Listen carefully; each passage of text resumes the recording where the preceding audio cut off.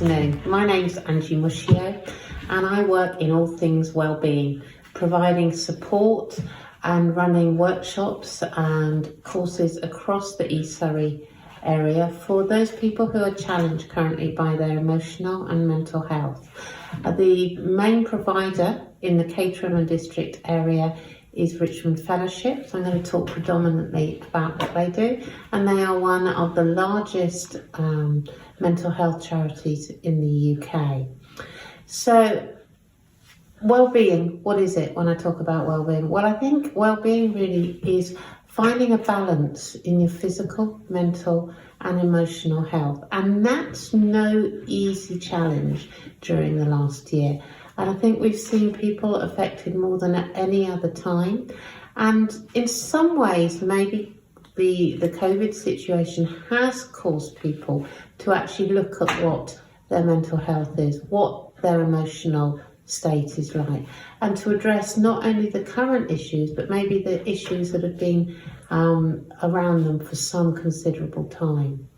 So I put together some top 5 tips, which I hope might be useful to people.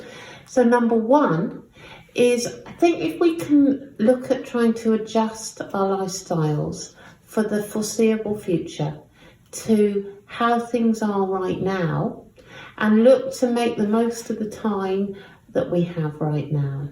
We're always saying that we're so busy and we don't have time to do things. So maybe now is the time to do that project that you've always wanted to do, to fill up that photograph album you've been meaning to do, and try and adapt our lifestyles around what we can do and not what we can't do. So maybe we can look at some of the things that we can do right now. So most of us can cook our favourite meal. We can spend time in our homes, maybe making them more of a haven than we've had time to do previously. It could be doing that photograph album that you've been meaning to do, watching that box set that you've had for ages. There are lots of things that we are able to do. We may need to dig deep, and we may learn at this time new skills which we didn't even know that we wanted to learn. There's so much available online, many free courses. If you Google free courses in England, there is so much that comes up. This is a great time for us to be able to expand our knowledge, expand our learning opportunities. Number 2 is to go on a news diet.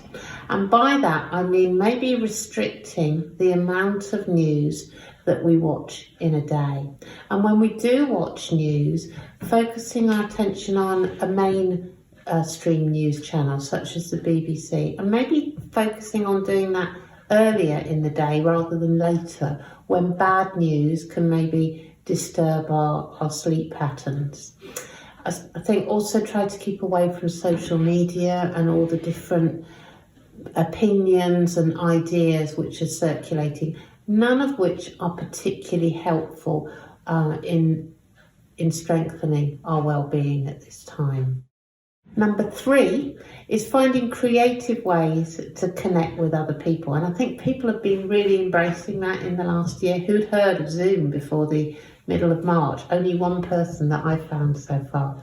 We've also got WhatsApp, you've got Facebook, video calling, you've got Messenger.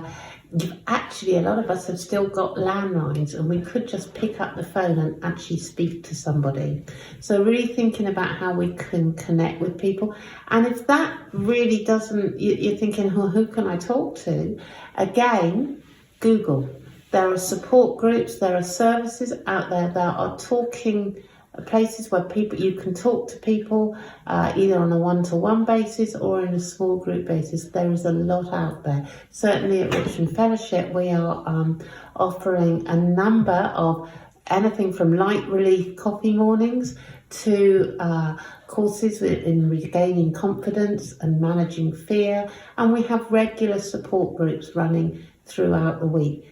There is a lot there, and we're actually really nice people, and people are making friendships, relationships, which I think they would never have thought possible a year ago. Okay, number 4 is exercise. Sometimes people really don't want to do exercise, but just a few minutes a day can make a real difference. Maybe just thinking, okay, every hour I'm going to put on a track for 3 or 4 minutes and dance around the house. Keep warm as well. Do a few stretches. You could join in on some of the online things, such as on YouTube, or there are many different opportunities online again. Or if you really don't feel like going outside because of exercise, how about fresh air? Fresh air lifts our mood, gives us a boost in our feel-good hormones, and you might just meet someone who says hello, and that can make your day. Just even if you're not feeling like connecting with others, maybe you'll make somebody else's day just by saying a simple hello and isn't it cold for the time of year, or whatever small talk. It can really lift someone's day. And number 5, I think, to remain hopeful, being optimistic.